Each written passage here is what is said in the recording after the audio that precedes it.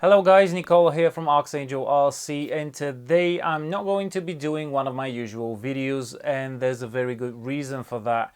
See, for a while now I've been wanting to do a video addressing some of the issues regarding all that drone safety and how dangerous drones are, sort of thing that's been going around in the media. And recently something really shook me and really got me angry about all of that insanity.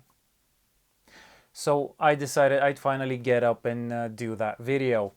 There was supposed to be a drone race in one of our cities here in Plovdiv, Bulgaria. And at the start of the drone race, there was a demonstration flight, and there was an accident during that flight. One of the wings came off of the airplane and it crashed. Sadly, both pilots died. So the thing that really got to me was that I wasn't there, and I had some other business to do, so I wasn't able to attend. But people that were there said that when journalists arrived, first thing they asked was if a drone had collided with the plane and that had caused the crash. Oh boy, where do I begin? See, that's the problem with all that media hype about drones. That's just not true. No matter how many universities are going to come out with studies showing just how much damage a drone can do to an airplane, the parameters of that test were absolutely unrealistic, just as many people have said, just as DJI have proven, and they can be easily proven that they were unrealistic. But aside from that, why is people's first reaction when they hear of a crashed plane, was there a drone involved? How insane is this? 5 years ago, nobody had heard of a drone, yet they existed, and nobody died as a relation of a drone strike. Well, excluding the US military, of course, or other countries' military drones. Nobody has died yet from a hobby-grade drone. No planes, helicopters, or any other airborne vehicles carrying people have crashed as a result of a collision with a hobby-grade drone. All that media hype, all that media insanity, all that media craze created around how dangerous drones are is completely and utterly unrealistic and doesn't even lend itself to real-world mathematics and probabilities. I mean, think of the volume of the atmosphere above Earth. Like, even if you go as high as 2 or 3 kilometers, just think of the sheer volume of space available. And then think of the size of a single airliner compared to that volume. And then think of the size of a single, like, okay, take a DJI drone, for instance, or a hobby-grade airplane. The chances of those two meeting just like that are so slim, especially if you're not flying over the cities. Because over cities, you're bound to have higher concentration of drones, higher concentration of airplanes. Drones shouldn't be flying that high, and those airplanes shouldn't be flying that low. Having said that, there's an accident at a drone race, and first thought in everybody's mind is, was there a drone involved? Well, dear journalists, dear representatives of the mass media, no, it doesn't have to be a drone. Accidents happen. In fact, people die every day. And you know what? Here's a shocking statistic for you. None of them are hobby drone related deaths. Well, isn't that a shocker? And then you think of all that insanity. Oh, near miss. Oh, people are gonna start dying. Oh, we need regulations, we need registration. How's that gonna help? You register and track cars, yet people die on the street every second of every day. And not one person, multiple people. People die of lung cancer, people die of drugs. Where's the hype about that? I mean, people die from plane-related crashes often without drones being involved. People have died from those before drones became a thing, before drones became the word of the century or the word of the year, and they are going to probably keep on dying after that. Case in point, this weekend. And what got me even more rattled was a news post by the Daily Mail in the UK media, which I thought was sort of respectable, but I thought was keywords, past tense.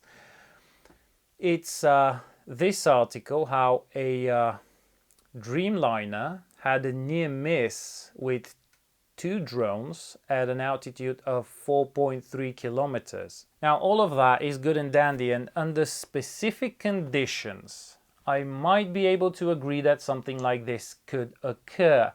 But the specifics of this case are as follows. This supposedly happened in February, yet it has been reported now, and the news report comes out just now. Why a 2-month delay? What was the purpose for that delay? Or perhaps, coming up with a random story about a near miss with drones takes a bit of time to get the story straight, right? Well, turns out you probably needed more time because you didn't get the story straight. See, the plane was coming down for a landing and it was around 14,000 feet, which is just over 4.2 kilometers. It was traveling at around 515 kilometers an hour, which is 143 meters per second.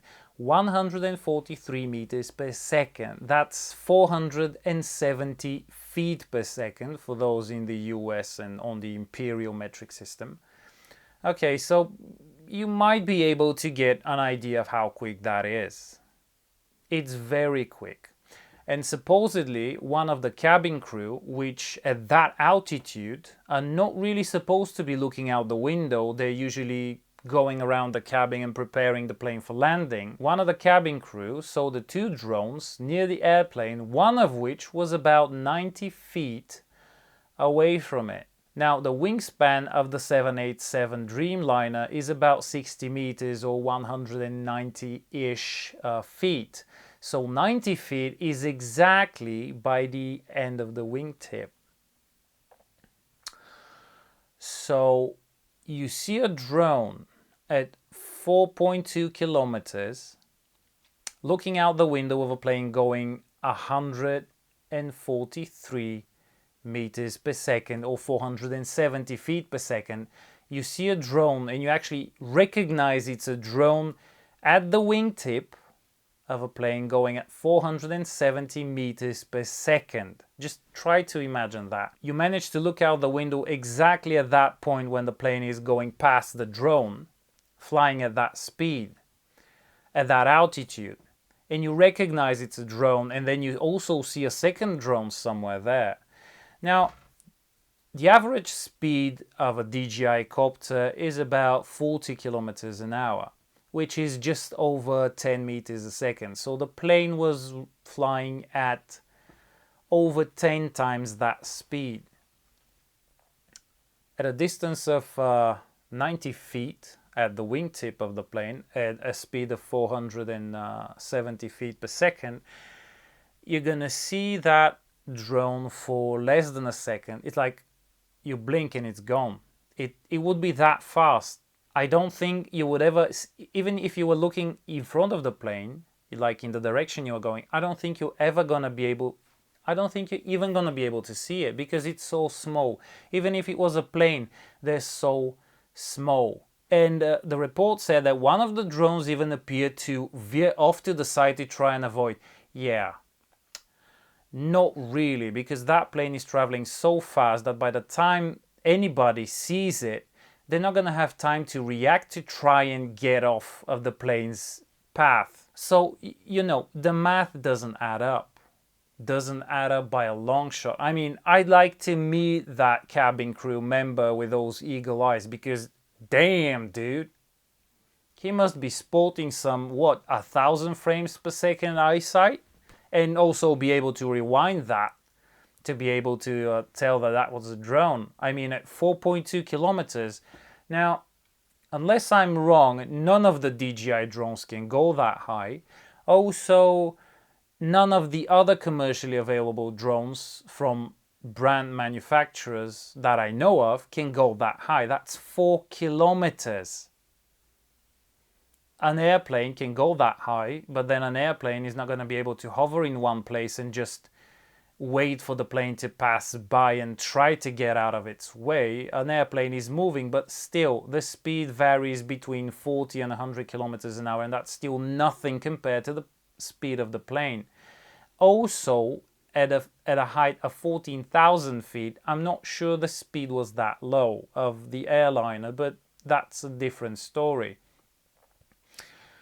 So the only drone like copter that can objectively reach that altitude and still have battery left to actually stay there for more than a few seconds before a dead drop would be a racing copter of some sort. A racing copter of some sort would be about yay big, or yay big. At 30 meters, that thing is already very small. Going past it at 470 feet per second, it would be like he wasn't even there. I mean, just would be something like this. Did you see that? Or maybe I should rewind it, try that again. Were you able to see if it's veering off of its course to try and avoid you? Or perhaps the make and the model and, I don't know, a serial number so you can report it? Yeah, it's that ridiculous. It's that ridiculous. Things like that just don't happen. The trajectory of a Dreamliner or any other passenger plane is, although not completely random, exceptionally difficult to predict. Would be exceptionally difficult to just run into them just by chance, unless you're stalking, at an airport. And that's a different story. That could be a problem. But even so, ground-to-air missiles have a speed of well over the speed of sound for a good reason. A 40 kilometer an hour drone is not going to intercept a plane. And getting back on the initial topic, even if it does, the chances of actually causing a fatal crash are so slim. It's just laughable to speak about this. These planes are grinding up birds all the time. And how many reports or breaking news do you get of planes crashed and hundreds of people died because of birds? Not many. And the only thing I can actually remember from the past few years was that thing in the US where that guy landed the plane in the Hudson River. Well done, but you see how rare that is, and birds, by comparison, millions more than the drones in the air, and I don't see anybody registering birds. You know what? That's a good idea. If every drone is supposed to be registered, I want every bird above 250 grams to also be registered, and in addition, I want it to submit a flight plan every time it wants to take off. I think that's the only logical course of action here, because birds apparently and historically have been so dangerous to planes, and that's, you've got a lot of cases to show for that. Show me one case when a drone has caused a crash. There are a few cases in the US where a helicopter hit a drone over a city, where the drone was flying a bit higher than it should have been, the helicopter was flying a bit lower than it should have been. They hit each other, drone evaporates, chopper has a few scratches, and that's about it. And Yeah, the article, you can check the link, it's in the description below. The article is written in a very, you know, manipulative way. I mean, if you haven't paid attention to this yet, you're gonna think, oh damn, those drones really are a problem. Well, they're not. Not unless they make them a problem. And you know, anybody literally can take a drone and go do something bad. You don't need registration for that. Even if everybody's registered, if you want to do something bad with a drone, of course you're not going to register it. Of course you're not going to say, well, hey, it's me, I did it. Do you have registrations for the suicide bombers around the world? I don't think so. And nothing's going to change that if they decide to use a drone. So, the guy that wrote that article, I want to say something to you, Andrew, and forgive me if I'm wrong, but if you just made up this article for the sake of it, go yourself. You're an like a big. If you didn't make this up just for the sake of it, and somebody paid you to post this because it will serve some interest, and you know, keywords, airline bosses are insisting on crackdown on drones. Well, then you and your airline bosses can go yourselves. And you can even do it together to save time, because you know, coming up with bullshit like this does take time. I know, probably, yeah. I think, yeah, it takes imagination. So yeah, go right ahead and go do that. And going back to reality, nobody, zero people have died as a result of a drone, a hobby-grade drone, colliding with a piloted aircraft. And yet thousands and thousands of people die every day from all sorts of causes, and you don't see the media going crazy about it. They don't even report people dying on the street anymore because it's that common. And yet nobody's died from drones, and supposed near misses are reported as if the end of the world is coming. Well, it's not. And drones are not going to bring it. Something else will. Alright guys, I'm sorry to have wasted your time, but I really needed to get all of this off my chest. And now that I've done so, it's time to go back to our regular programming. Until next time, I'll see you later.